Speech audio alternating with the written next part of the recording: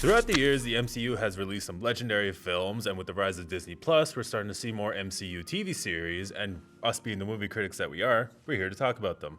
I'm Tanner. And I'm Damon. And we are here to review 3 shows in particular with you, starting off with Hawkeye, moving on to Moon Knight, and then finishing off with She-Hulk, Attorney of Law. So let's just get into it.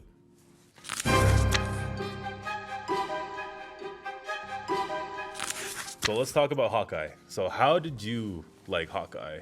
I actually was a big fan of the way Hawkeye was done because it was long overdue for Clint Barton to have his own Marvel show or movie. Definitely.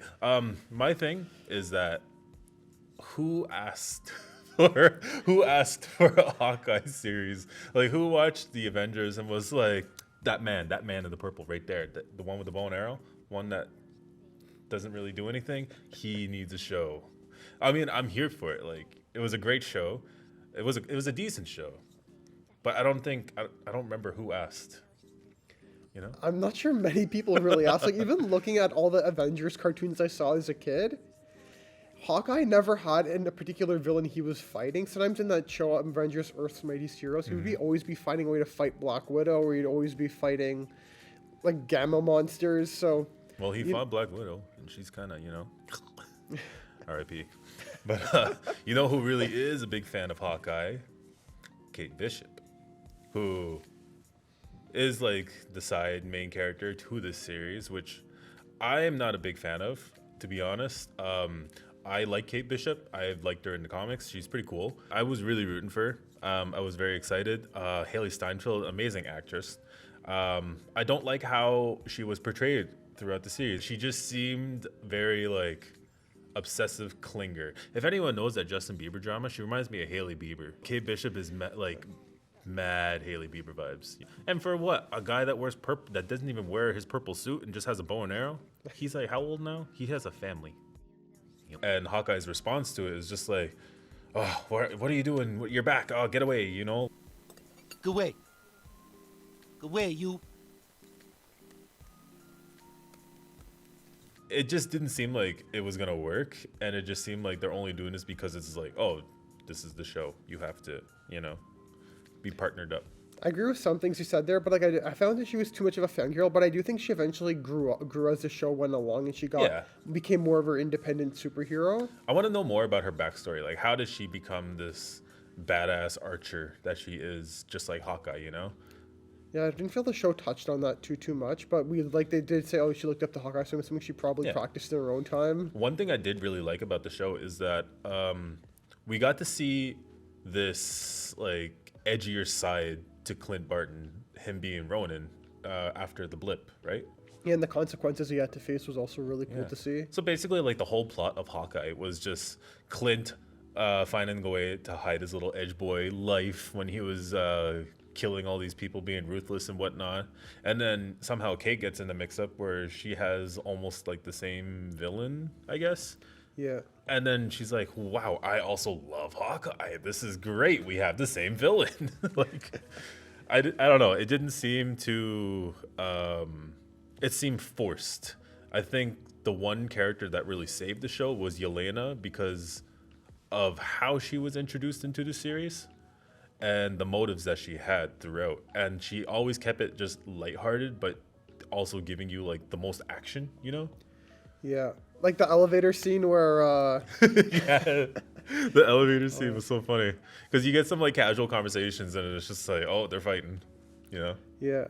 Just slamming all the buttons, just, what was that for? Yeah. And all that kind of stuff. And then they just like, they're dressed nicely for the Christmas party, and they rip off their dresses, and then Yelena's in her Black Widow suit, and then Kate's in her Hawkeye suit. I like that. I like the moment. They're pushing each other into glasses. I like the moment where Kate just, like, rips off, like, her fancy clothing to show her Kate Bishop suit or whatever, but Yelena's judging it. She's like, what are you wearing? You had that on the whole time? And then, like, 2 minutes later, she's just like, okay, me too.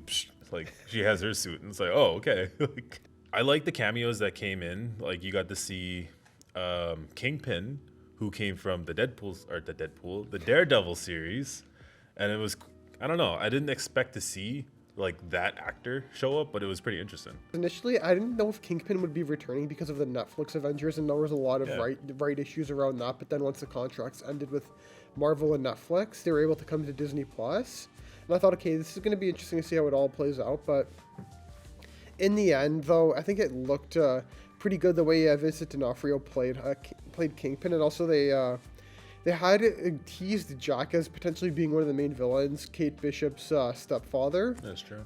And then in the end, he was just some guy with a sword. I like that they just said it throughout the entire series. Like Kate's like, no, he's a bad man. He's got a sword, but he's just like, I'm just a man with a sword. He's just innocent.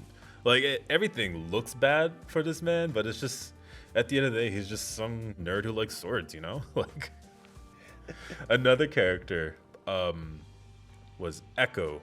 I was very excited for her, mostly because like the indigenous representation and whatnot. But I think she kind of just left me with a lot of questions because I don't really know what her purpose was in the series, other than finding out Kingpin is actually like her dad's murderer. Yeah, I have some opinions on that. Like I thought she did a really good job in the show with Echo, in my opinion, and also Oh, yeah. that ending, especially where it's just a point, the camera's pointed at a building and you just hear a gunshot, which probably hints that Kingpin isn't dead but probably hurt. Definitely, if there is a gunshot and you don't see the person dying, he's not dead. He's gonna come back. And it's Kingpin. You can't just get rid of Kingpin by a simple gunshot like that. I mean, you could, but it's Kingpin. They're not gonna kill him off like that. He's definitely coming back. But on a scale of 1 to 10, what would you think of this show overall? What would you give it? Overall, I think I would rate Hawkeye as a 7 out of 10, just because I don't like how they portrayed Kate Bishop, but I'm giving it that high of a score because Yelena carried the show. The amount of times Yelena got in a fight, like the fight scene with Yelena and Kate, like through the elevator, going through the office cubicles and all that kind of stuff, it was really badass. And Yelena is not a serious person, so I love that about her, is that she can just fight and just be like throwing little comments here and there. Like when Kate slapped her, you know, that was pretty funny. I'd actually give it an 8.5 out of 10. I really liked the way the show was done, and it gave us some good teases of things good things of teases that were gonna happen. But at the end, I really like that Yelena and Hawkeye. I feel like that was perhaps one of the best fights in the entire show, and that banter between Kate and Yelena.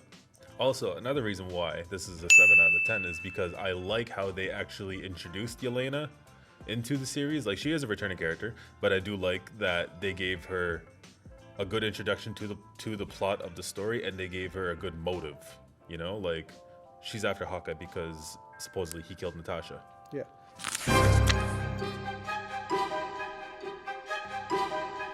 Moving on to our next show, we're gonna have to talk about Moon Knight. Yes, Moon Oscar Knight. Isaac's long-awaited debut in the MCU. There were so many fan roles people wanted him to play. People wanted him to play Spider-Man. I saw online people wanted him to play Moon Knight, and then there was nearly Shia LaBeouf who played Moon Knight. Thank God that did not happen. Thank God that did not happen. Imagine if Shia LaBeouf was the Moon Knight. Imagine the reviews. We would have been bashing on it, but we're not here to bash on it because it was a good show. I wasn't too much on the hype train solely because I don't know Moon Knight's character. I just know he's more like on the darker side of Marvel, which I do like. So I guess you could say I was excited when I first started the show. And I like the most is that you don't get any cameos, you don't get any like other characters that come in. It's just all new, it's all fresh characters, it's a whole new story, bringing in ancient gods. I like that part. I will say the show did leave me confused. I liked the confusion it gave me after the first episode because you're learning who Moon Knight is just as much as Moon Knight himself is. You know what I mean? Like Mark Spector is Moon Knight, and I like that we learn about this whole Moon Knight character almost the same time as him. Yeah. Yeah. I did also like Oscar Isaac's performance. Like having to be like two different characters at the same time, back and forth, is like truly amazing. And I really, really like Stephen Grant's personality too. You know, I really like how Oscar Isaac brought this character to life, and like the amount of like emotion he put into it was so like it was perfect. Like, what are your thoughts on the show? I really liked the show, and thank God there was no Shia LaBeouf cast because that was the rumor at the time. Imagine if Shia LaBeouf was Moon Knight. Oh God. Oh my goodness, Wouldn't yeah, watch. that was like overall my thoughts. I thought it was a really good show, but it was one of those shows that you found confusing at first, but it got better as you got along, and you look back on it once you know everything. Like, Yeah. oh, this makes sense now. Yeah. And like I was really confused with the multiple personalities at the beginning, where Steven was so scared of everything. I think that's what makes it though, is because we are just as confused as this main character who is also just discovering like, oh my God, like I have another personality. Like what the heck? So I really like that about the show. It was very confusing, and I think it was intentional for the first episode, but I don't think it was intentional for the entire series, because after every episode I was kind of like, what's going on? What's next? And the show was still very enjoyable. I think the ending really kind of left me very confused, because I wasn't aware that Moon Knight did have another personality, Jack Langley, and I think that's what the ending was really pushing. Like, oh hey, like Khonshu still has this guy as a host, just a different personality. You know what I mean? Yeah, and that whole Khonshu stuff with him fighting and trying to stay alive, and Arthur Harrow trying to take him down, I found that very unique, that it could hint at a second season potentially. And there was actually a video recently of Oscar Isaac where he was being interviewed, and he was saying, we're here in Egypt filming, and then someone said, is it a second season of Moon Knight? And then he said, you never know. It definitely does deserve a second season. I found all of the personalities in Hawkeye really interesting. I found Stephen Grant was really confusing at first. Like, I didn't read or really know much about Moon Knight from the comics, but I do know a lot of people who did read the comics compared him to Batman in a sense. As the show went along, I thought, okay, this Stephen Grant guy, is this guy actually going to be a hero? But then every time there was people trying to kill him, like there was sort of like flashing lights and then on the screen, and then the bad guys are going to just automatically randomly be dead. And I thought, okay, what happened here? Like, how did they all just die? It was all very unique, and then like as the show went along, it was really confusing. But after like the third or fourth episode, it kept getting better as every episode came along. That's what I really like about the show, is it's definitely like a grower. Like, I don't think you're supposed to get what's going on in the first episode, and I like that. I like how you get to see the characters develop. Like Layla, for example, she only knows who Mark Spector is, and when she finally gets to see him again, it's Stephen Grant. And it just, the whole confusing plot, like, who are you, like, you know, I really like that part. And it also helps that she's also discovering who this Stephen Grant is, and she's starting to realize, like, oh, this guy has multiple personality disorder. Like, okay, now I gotta work with this. My favorite part was definitely when Layla became the Scarlet Scarab, and just those fight scenes were really badass. It's a really fresh new show in learning more about this character in a very fun way, and it also does give a good future for what Moon Knight is going to be in future seasons. I thought the show was very good, but it didn't fully introduce everything early on. It would have been amazing as a movie. Yeah, Moon Knight, 2.5 hour movie. yeah, if it was like a good like intro movie, just how like the Shang-Chi is, the Eternals, I guess you could say. Actually, Eternals wasn't that great. No, cut that out. It was pretty mid. Yeah, it was mid. Moon Knight was great. If I were to rate Moon Knight out of 10, I would definitely give it an 8, because it was so fresh. It was so interesting. The characters really did embody their character well. But those 2 points I'm taking away just because I was very confused throughout the entire time. So for future preferences, like, I guess, you know, make the plot more easier to understand. Yeah, I would give it an 8.4 because I found the beginning very confusing, like you said. But I feel like the show got so much better as it went on. Yeah, overall, amazing show. Definitely would watch again.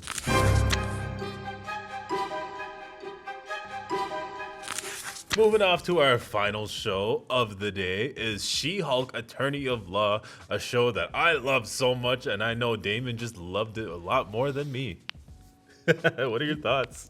You know I did not like it. That's why I'm clenching my fists right now, and I am ready to deal with this show. You hear my fists right now, Tanner? It's a good Hulk impression.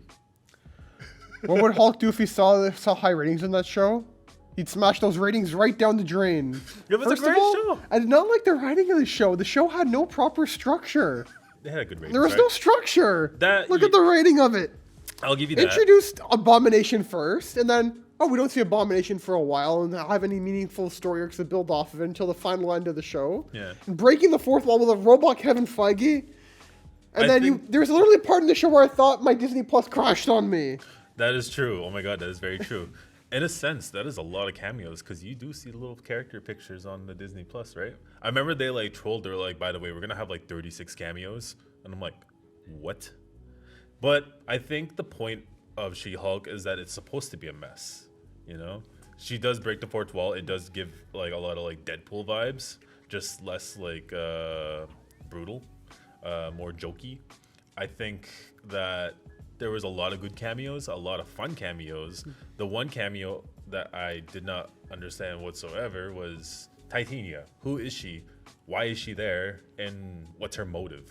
I didn't get any of those answered.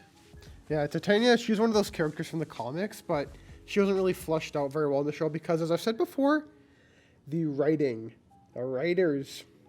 room. I need to have a serious discussion with them. I just want to talk to him. Why do you have a shotgun? I just want to talk to him. Dad, this is ridiculous. I just want to Put talk to him. that gun I away. just want to talk to him. What I are you just want to doing? talk to It him. is not his I fault. just want to It was shoot an him. I accident. just want to talk to You him. can't shoot They him. just didn't really follow one storyline or two storylines at a time. They followed 3 or 4, threw the whole show off, and then they hinted at a lot of things, but just never fully followed through with it, I found. That is a very good point. I do agree with you in terms of the show is a mess, but I think that's what makes the show is that the show is a mess, you know? What I like is that it does, like She-Hulk, the creators know that the show is not supposed to be a serious show, and I think that the actress for She-Hulk, I forgot her name. Titania Mussolini, Tatiana. Her. Anyways, yeah, she really did embody the character really well. Someone who really did carry the show, definitely got to say it, Madison. With 2 N's, 1 Y, but it's not where you think. And Wongers. Those are my favorite Wongers. duo.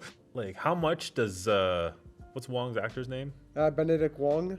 Benedict Wong? Yeah, Wong. yeah. How much does Benedict Wong get paid for all these cameos? This man must be loaded. I like that somehow those two just tie into like Jennifer Walters' story, and it's like, oh, okay, what the heck?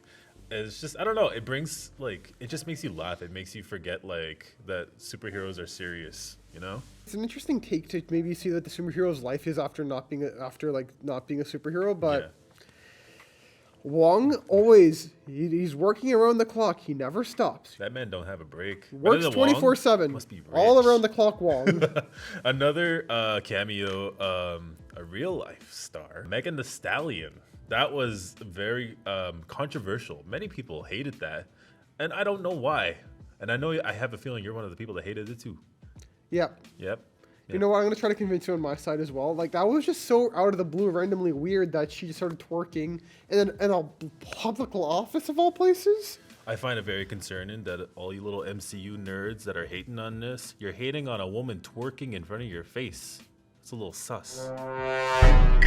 And it's Megan Thee Stallion. Come on. Come on. Like, it's just funny. You know, you never thought you would see She-Hulk twerking, but you did. And there's no way to go back. Heroes can twerk too. You know that? Heroes are allowed to twerk. And because of that, I'm giving this show a solid 8 out of 10. It was very non-serious. It was very fun. But you are right. The writing is a little messy. You know, I'm giving it 5.1. That's it. I took that as a 6. We're taking that as a 6. Put that in there. He said 6. 5.1. I said 5.1. And I said 8.1 now. 8.1, I changed my mind. But overall, great show. You know, definitely would watch again. I think you should definitely watch again. Maybe that 5.1 could turn into a 6.1. Just want to thank you guys all for tuning in and make sure to don't have a good night. Have a great night. Tune in next week when we review the whole entire hour of Ms. Marvel. This is a lie. All right, are we done?